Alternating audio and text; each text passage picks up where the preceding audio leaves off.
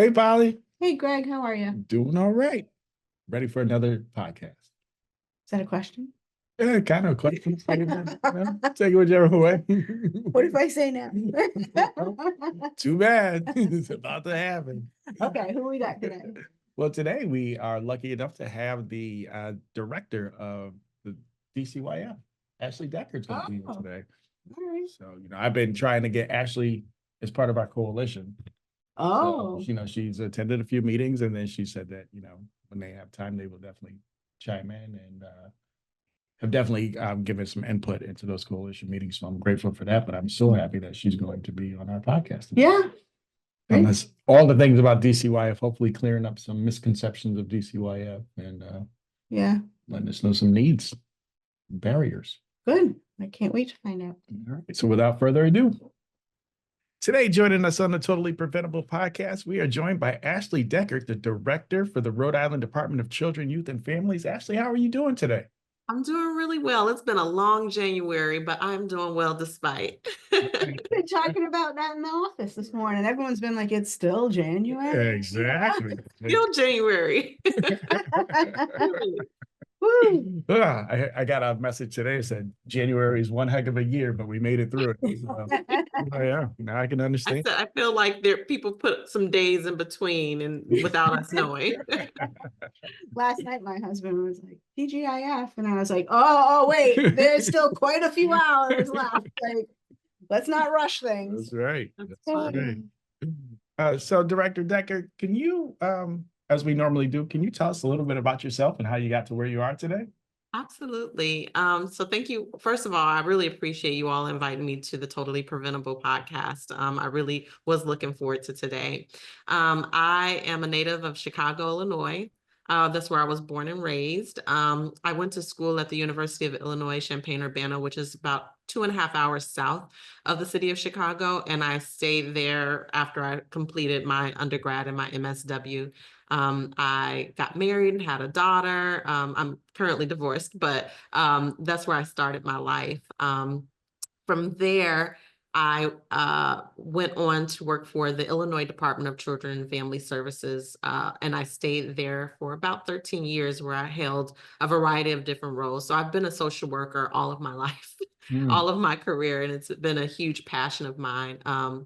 And to go into a little bit more detail, Intact Family Services is where I found my passion, and Intact Family Services in Illinois is where we go to preserve families. So in the event that we get involved with a family for child abuse and neglect, but it doesn't rise to the level of a removal, our job was to go in the home and prevent a removal from happening in the future. And it's something I've always had a passion for. I had the opportunity at Illinois DCYF, Illinois DCFS, to climb the ranks, and eventually this opportunity was presented to me through LinkedIn. At the time, Rhode Island was searching for their next director for the Department of Children, Youth, and Families, and someone reached out, said, "We think that you have the resume and the experience to do this. Are you interested?" And it just kind of rolled from there. And so I have to say that in my career, I'd always envisioned getting to this place at some point, and I couldn't be more thrilled to be here in Rhode Island. It is now home. I sold my house in Illinois and came here on a thought and a prayer, and brought my 16-year-old daughter, who is now at Classical High School, and we are deeply embedded in this community, and I really like it. You guys have really good food. Oh. Ooh, Wow. Speaking of food, now I don't know, because I mean we do have good food here, I will say, but I was out in Chicago during the Taste of Chicago with I think the Cubs were playing the White Sox, so there was a lot of buzz in the air. I had a lot of alligator out there. There was all kinds of food. There was all kinds of food out there. I did not. So let me get it straight. Chicago has amazing food and amazing restaurants. Yeah. I will never, ever in my life eat oysters in Chicago again, though. Oh, Right? So the oysters here are by far the seafood. Mm. Yeah, I go back home and let's order oysters. Absolutely not. I can get oysters at home for half the price, and they're much better. That's right. That's right. I'm always suspicious of seafood anywhere but home. That's you true. know. Very true. Like, Could you tell us the mission and responsibilities of Rhode Island DCYF? We wanted to really re-envision our mission and vision at the Rhode Island Department of Children, Youth, and Families. And so it has changed from what it was. And now it is to build a system where every child grows up in a safe and loving environment that supports the development of strong, resilient families throughout the state of Rhode Island. So that's our mission. And we have a lot of dedicated staff that works day in and day out to help us achieve our mission.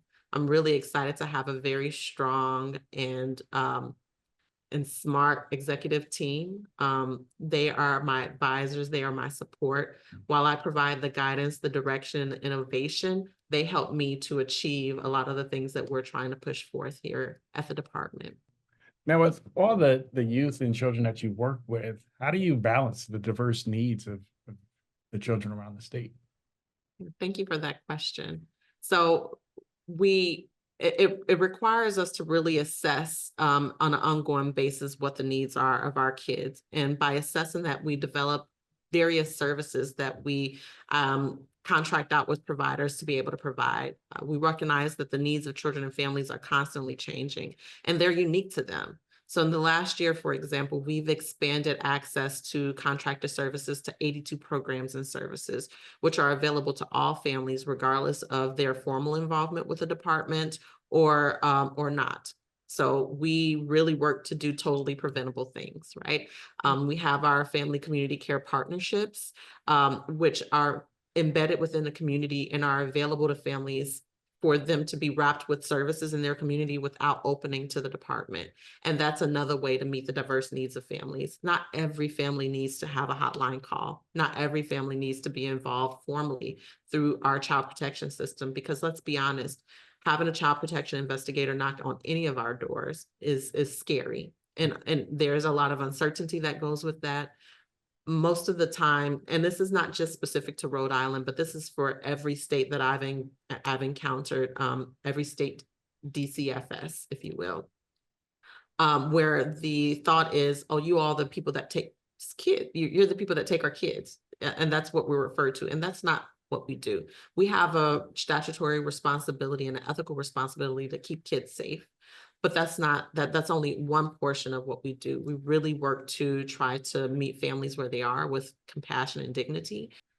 We work really hard to try not to remove children from their families. In fact, unless it's absolutely necessary for their health and safety, or if we think that something could happen if we don't remove a child, oftentimes we're keeping children in the home with their family, either through a safety plan or other supports that can be provided. And then there's also our workforce. In our strategic plan, we are renewing our emphasis on race equity in the child well-being system.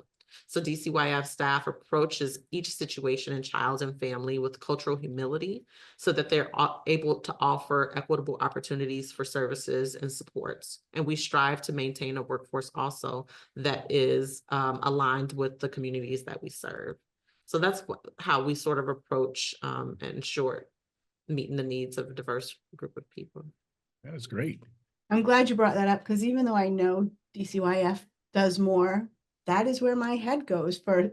Always. This thing is like, oh, they're coming for your kids, or so. But what's funny is whenever I introduce myself and someone asks what I do, I get the it's either like a very sad look, like, oh gosh, you have the toughest job in the state, or there requires some clarification around what our mission is and what we actually do. Again, removal is only done if necessary, and it's just one part of a very large system where we really try to work to support kids and families in their communities. I think that should be the tagline. Right. DCYF, we're not taking the kids right now. Do you have any accomplishments from the past year or so that you're super proud of? Yes. So I mentioned to you all that our goal is to try to safely maintain children with their families if at all possible. And one of our major goals is to safely reduce the number of children who are removed from their homes. We're always going to have a need to have kids in out-of-state programs because our state is so small, number one. Number two, sometimes our kids present with very unique niche needs. Not every need, when we talk about the diversity of need for families and kids, not every need is the same. It's not cookie cutter. So we might have one or two children with these really like unique needs and no providers in state to provide it, but it's also not necessarily appropriate to build a program around one or two kids.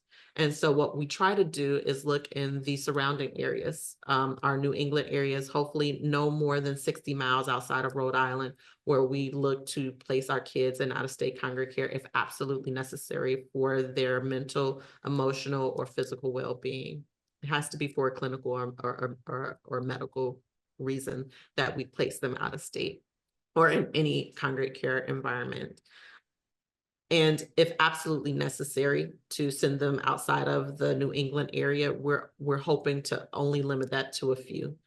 It happens every once in a while because sometimes even our surrounding states can't meet their needs, and there would have to be a nationwide search for someone who can meet the needs of a very unique situation. But our goal is to try to keep that to a very, very small minimum. So I'll give you an example. In October of 2024, we had about 85 kids out of state. It was at that point that I said, something's got to change. So we implemented some, what I call administrative barriers, where any youth that is either referred to an out-of-state placement or is requested to be placed has to be approved by me. And it gives me an opportunity to really thoroughly review the circumstances and either say, nope, we got to try harder. Who do we need to call in state? I think that this provider can meet this need, or work to say, you know what, I don't think we should send that child to Florida. There's another program in Vermont that can meet that need. Let's get him or her or they closer to home. And as a result of some efforts that my deputy director, Brandy Dodino, have been engaged in over the last several months, we've been able to reduce our out-of-state youth from 85 to 71 as of this month. So we feel really good about the progress that we're making to not only identify the kids who are ready to come home, but also scrutinizing any youth that is being asked to be placed out of state. The only other thing that I'll mention around this, because this is really important, I believe sometimes people think that congregate care for kids is a placement, and we don't like to classify it as a placement. It is a short-term intervention for very specific need. And for that reason, kids need to be in congregate care for a limited amount of time. If you get to have kids in congregate care anywhere past 9 to 12 months, there's a diminishing value. So we really are trying to, as a system, work hard to start planning for discharge upon entry, so that we can get our kids back home in a timely manner. Wow. That is great. First, congratulations on that. That is, wow. There's 14 youth that are a lot closer. That's great. Are there any misconceptions, or what's one myth that you'd like to dispel about DCYF? Well, we kind of mentioned it today, and that is that we're the people that takes your kids. It's quite the contrary. Actually, our goal is to preserve families. And I told you guys when we first started our conversation that my goal is always and has been, my mission and my personal values are surround around preserving families. And the way that we preserve families are by implementing totally preventable services that could help families stay intact. So if I think if anyone can take anything away from this podcast, it would be that our goal is always to try to work with kids to stay, for them to stay in their home. It's traumatic for our staff when a removal has to take place. It's traumatic for the child when a removal has to take place, and it upsets the whole family dynamic. The only other thing I'll add, because this is incredibly important, when we have to remove a child because we believe that there's an immediate safety threat, we place children with their kin at a rate of about 71%, which is tremendous. That's another accomplishment I'd like to highlight. The nationwide average is around 35%, and we place youth at over 70% with their kin. So we are the guiding, North Star for other states and how we're approaching engaging with family and our kin as it relates to having to place kids. Because if you have to place a child out of the home, wouldn't it most best be with grandma or Auntie Jean, or, you know, or the neighbor that you've known for, you know, all your life that has lived next door, or that teacher that's become a mentor to you. So we try to keep kids with people that they know as much as possible to minimize the trauma impact that it could have being removed. Feel like we should have the celebration horn going. Right. You know, those numbers, those are great. Those are great numbers. What kind of supports do you have for foster families? Thank you for that question. So we know, and research supports that children thrive in family-based settings, as we just discussed. So in Rhode Island, we've a dedicated recruitment and retention plan developed in partnership with private foster care agencies to ensure that we have a diversity of families to meet the individual needs of children and youth in out-of-home placement. We try to make sure that we identify families that don't just want cute babies, but also are willing to foster our, you know, our children who are the ages between 11 and 18, and who might have a very diverse background, whether it be that they're Black or Latino, or that they're LGBTQ, or any child that shows up in our system that has a need. We want to make sure that we match a foster parent with them to meet that need. And so we are extremely adamant about how we go about recruiting and retaining. We just recently launched our Be an Anchor website. This website is a resource for anyone who's interested in being a foster parent. They can go and find out when the next informational is. They can figure out how to apply to be a foster parent and what it would take to be a foster parent. And it's also a resource for existing foster parents as well. Another thing that we take very seriously is supports for foster homes in our kinship homes. And as a result of the investments made in our home and community-based service array in 2024, we were able to contract out with providers who are able to provide a vast array of kinship support and traditional foster home supports for families.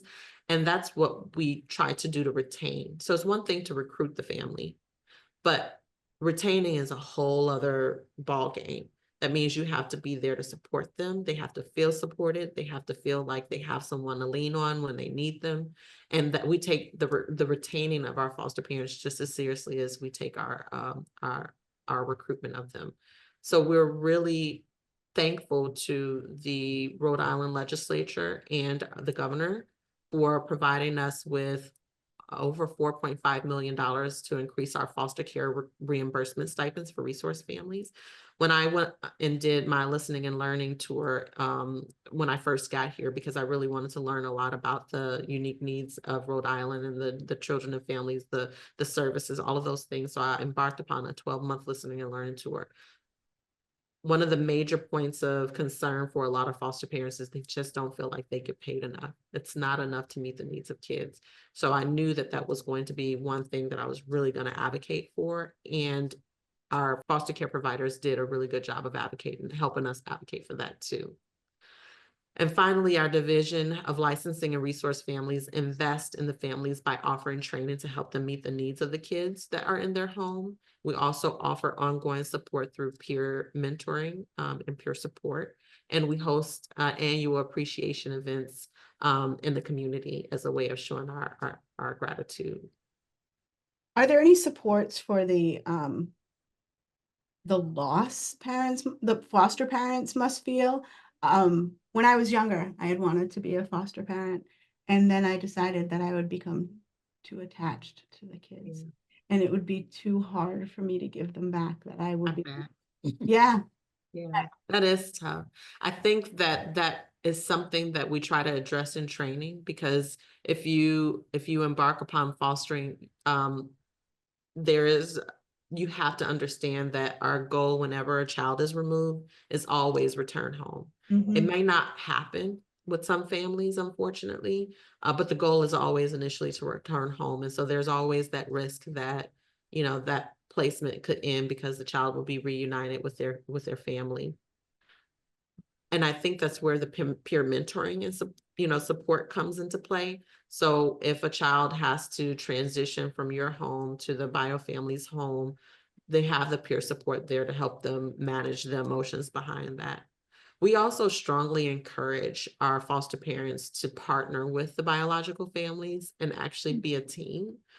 And sometimes we'll find when that's successful, the bio parent will actually keep in contact with the foster parent and allow for them to come to birthday parties and allow for visits. And to be honest with you, use them as respite sometimes because it's a trusted provider that the child knows. Yeah. So I think if I had a magic wand, I would love to help biological families and foster families create a team-like approach to fostering where they can allow for that continuity of support and love to be provided to that child.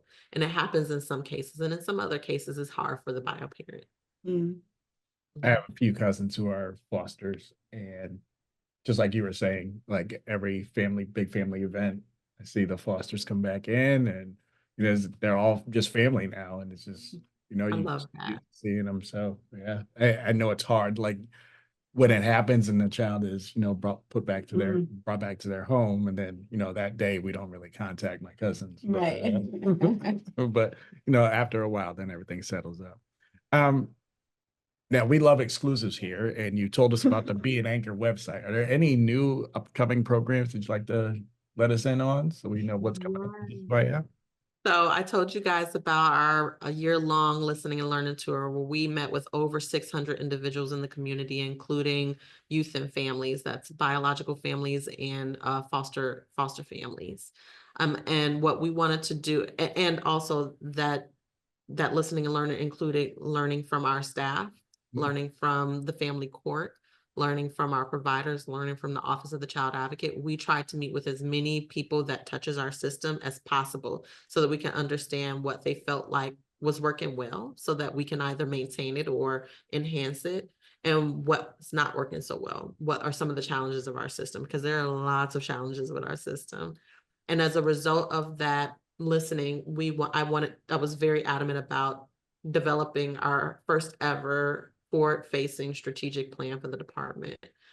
So we launched our strategic plan in December of 2024 for 2025 through 2030.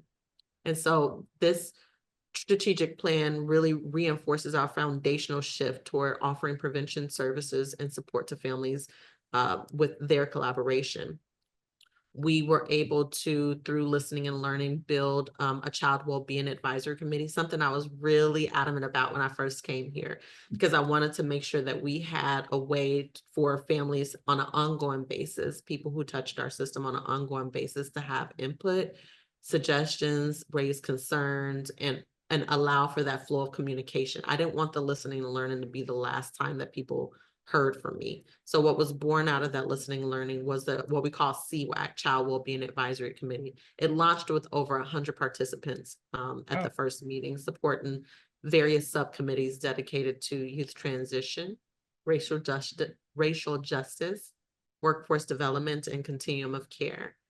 Another thing that I'll add is that our strategic plan is based on 4 pillars called PACE.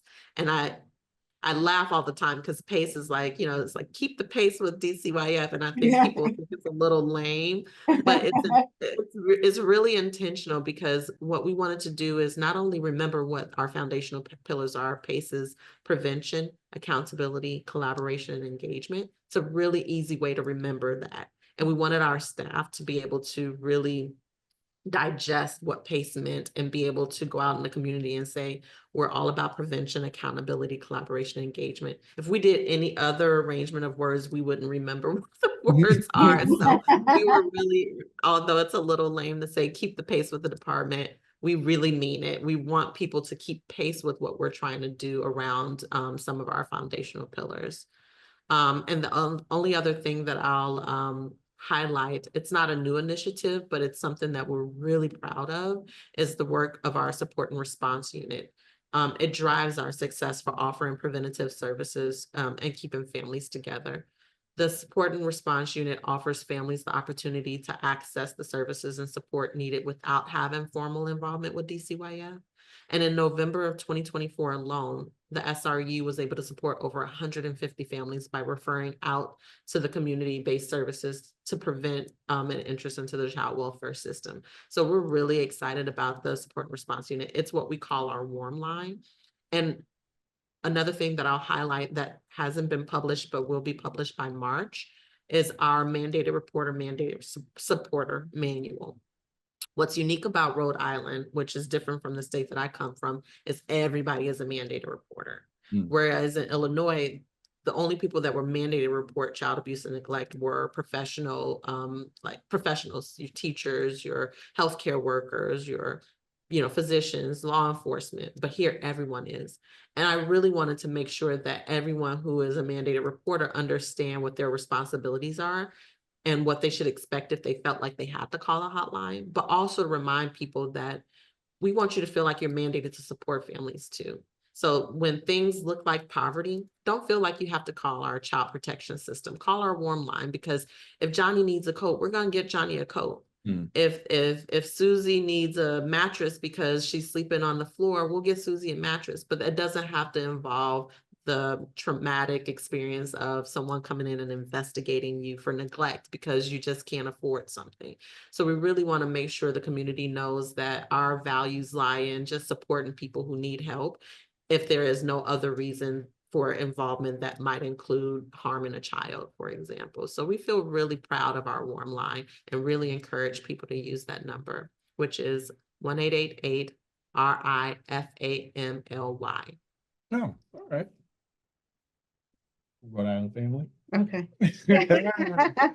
I also want to commend you on your listening and learning tour, listening and learning to your staff. I think that's something that's overlooked a lot. So I want to commend you for doing that as well. Thank you. I appreciated that.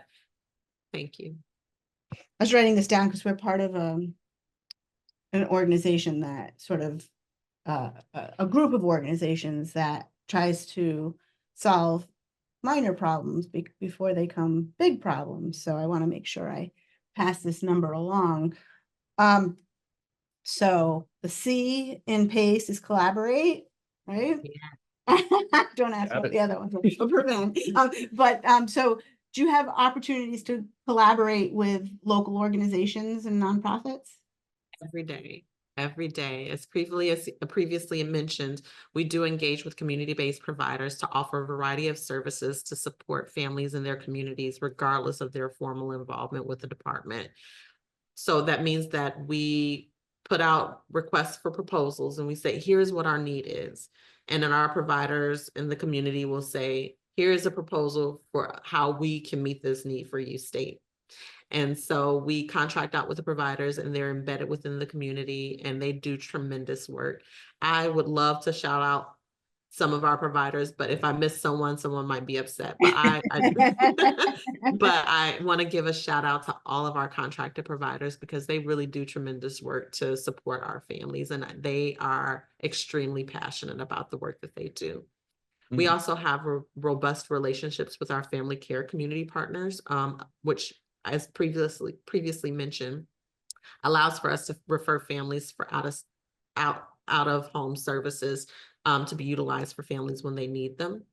We're extremely proud of our mobile response and stabilization services. Now, here's who I can highlight because it's only two. Family Services of Rhode Island and Tides Family Services. In 2024, both of those providers through the mobile response and stabilization services that were provided were able to give rapid support to over 1,000 children. And of those kids, 92% of them have been prevented from escalating. And when I say escalating, that means we prevented them from having to go to the emergency department for a psychiatric or mental health need. We avoided a psychiatric hospitalization. We avoided entry into our system. So we're really proud of the mobile response and stabilization services that are provided through our state.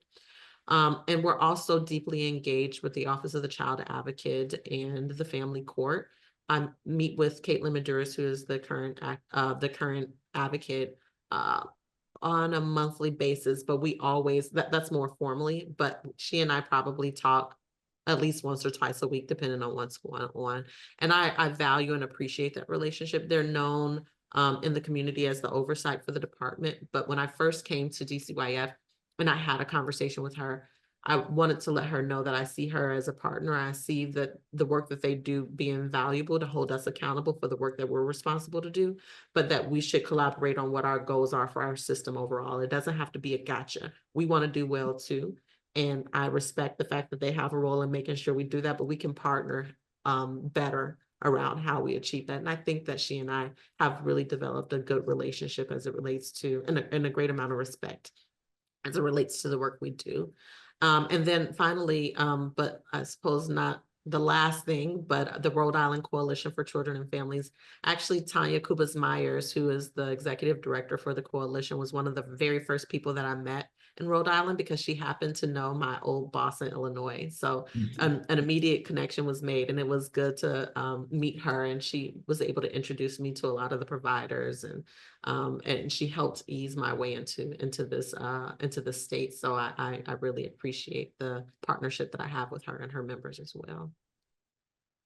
Can you share a story of a family or a child whose life has been transformed because of DCYF? Yes.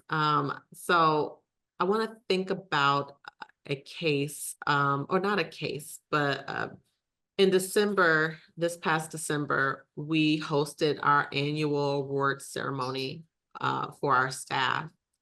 And as a result of the award ceremony, I was very adamant that the beginning part of the ceremony, I wanted to do a state of the department address, where I just wanted to talk about all of the positives of our system. Because if you all are aware, and it's just to be candid, we're rarely in the news for anything great.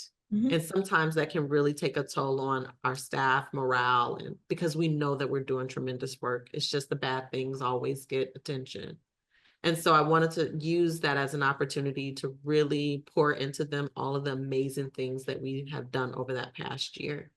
And so I reached out to our staff and I said, please send me some positive stories, things that have made an impact on the work that you do.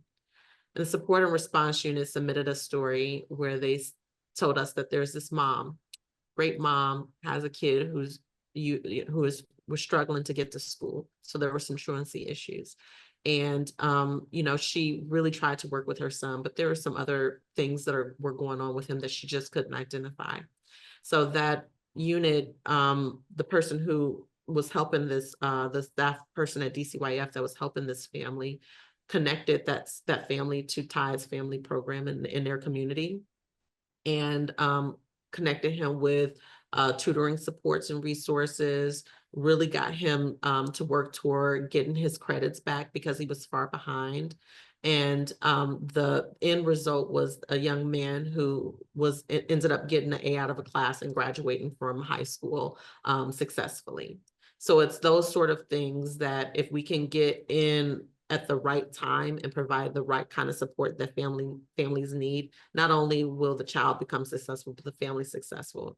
Because unfortunately, sometimes when kids become truant, most responses to truancy is put them in foster care.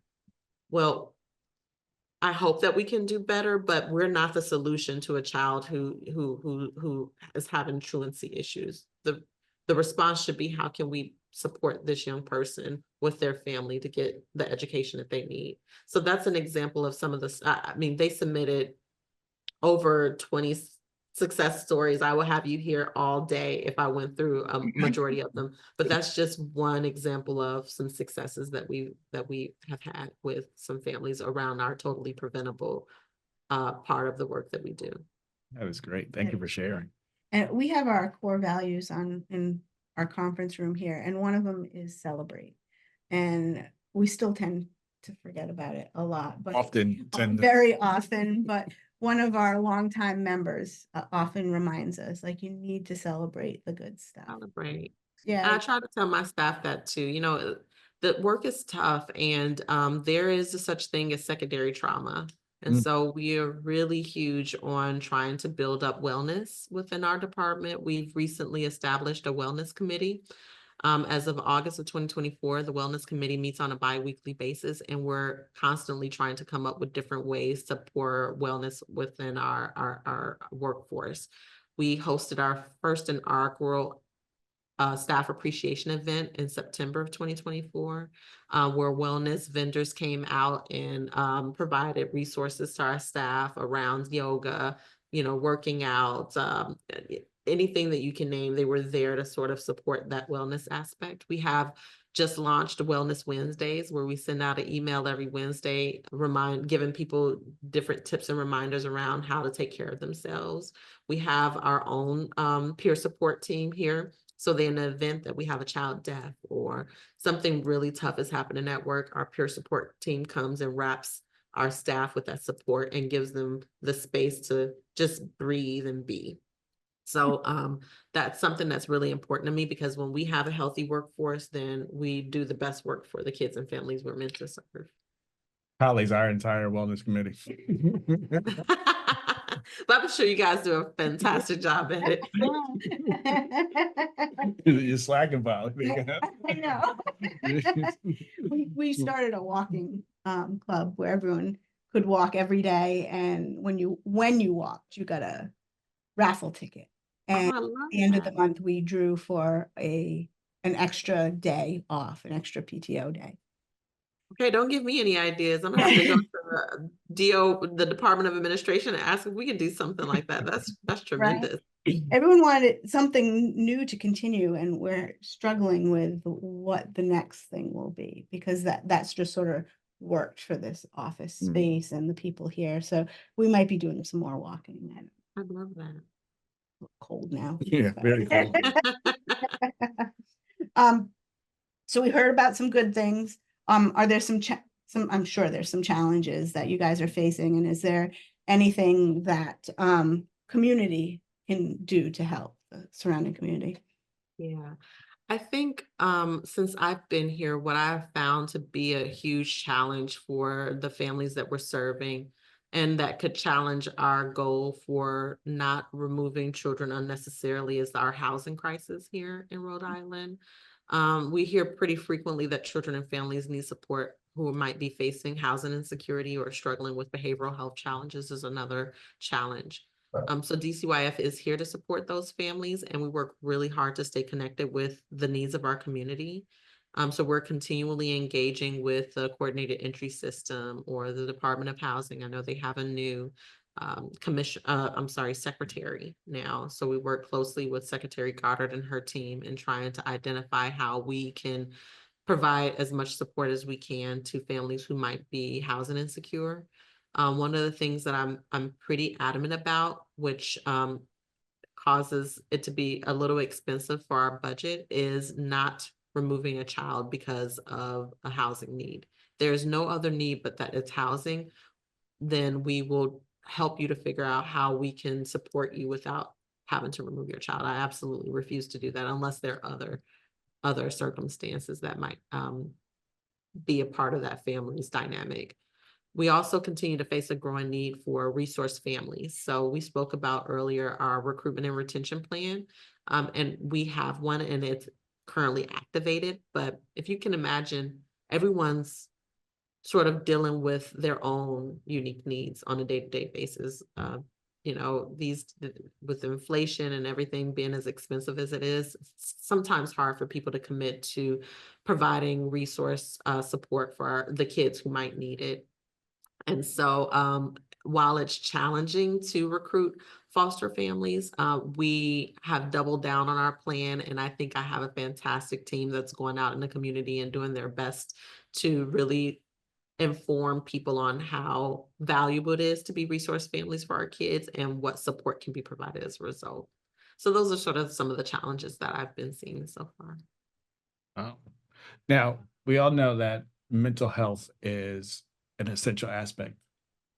What is DCYF doing to prioritize mental health support for children and family? Absolutely. So DCYF is also statutorily responsible for children's behavioral health services here in the state. And that's something that we take very seriously.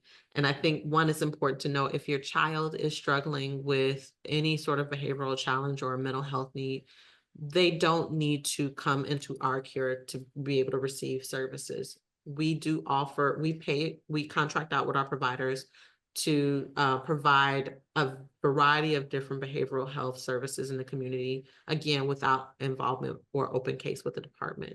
So if you have a child who requires some intense therapy, come to our community services and behavioral health unit and ask for a referral, and we'll send that referral out.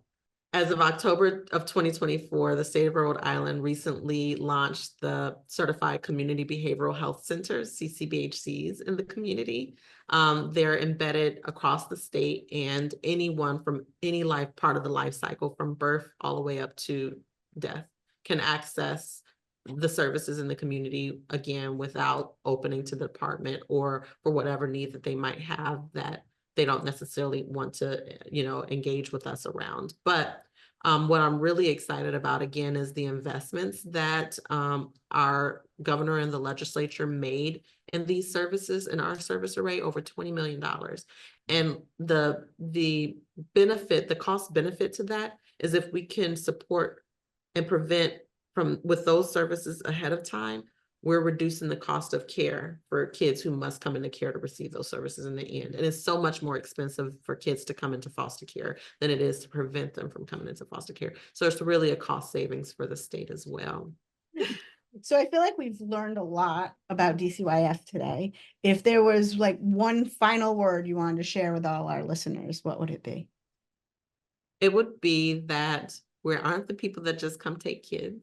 We do have a strong value around supporting families in their homes, in their community, with the services that we have contracted out with our providers to help preserve and prevent a removal. It's that we have a support and response unit. So if you as a parent need help, you can call our warm line. If you're a community member and you see someone who needs help, you can call our warm line. We have people here that will go out. It's all voluntary, so it's nothing that you are required to do, but we are here to help. Our support and response unit staff work Monday through Friday, 8:30 to 4, and anything that happens outside of those business hours can be referred to the hotline, but the hotline will then notify the support and response unit to go out and support those families. And then the last thing I think I'll mention is our strategic plan. Go take a look at it. It's online. We have it's in various different languages: Portuguese, Spanish, French, I believe, and obviously English. So if you're curious about our strategic plan and what some of our goals are for the next 5 years, we encourage you to go check it out. My door is always open. My team sometimes gets on me about it because I'm so busy. They're like, do you really have time? Of course I don't have time, but it's important to me and that's my value. So if you all are ever interested, you can go on our website and look up our email address and ask for a meeting, and we'll always accommodate a meeting for anyone who's asking for it. So those are the things I'd like to leave the community with. And child welfare involvement is totally preventable. That is Love awesome. it. That is awesome. Now, before I let you go, what's that website that people can get? www.dcyf.ri.gov. Awesome. Great. Thank you so much. It was so nice to meet you and learn about all the great things that DCYF does. That's right. Thank you. And thank you for this. This really has been a pleasure. I appreciate it very much. Our pleasure. You have a great rest of your day. You too. Thanks.